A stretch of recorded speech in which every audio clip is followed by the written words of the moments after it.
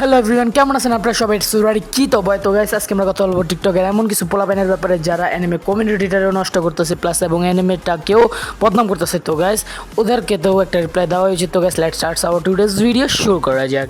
বয়স কোনো মেয়ে যদি তোমাকে মজা করে ভাইয়া বলে তাহলে তুমি তাকে এইটা বলতে পারো, হবই না আমার বাপের উপর আমার আগের থেকেই সন্দেহ ছিল।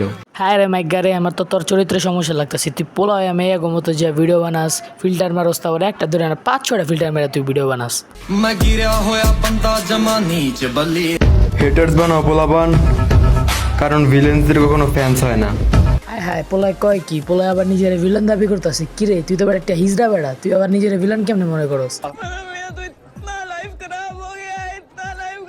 এই ফিল্টারটাই মানে আর কি এই ইফেক্টটাই ভাই কিছু তো একটা আছে, কিছু একটা ডিফারেন্ট আছে ভাই, লাগাইলে একটা অন্যরকম ভেবে ভাবে পড়ে, জাস্ট লাইক কি জানি না, আমি জানি না, আই ক্যান্ট এক্সপ্লেইন, বাট কিছু একটা আছে, ট্রাই করে দেখতে পারো, আলাদা ফিল পাবো। হ ভাই, আছে না, আগে তো তোর খালি মাইগা মাইগা লাগতো, এখন তো ভাই তোর যে লুকস এবং তোর এই ফিল্টারটা দেওয়ার পর ভাই তোর তো পুরো বেটা হিজলা লাগতেছে, মানে একবারে হিজলার 1 নাম্বার, মানে টপ হিজলা লাগতেছে তোর।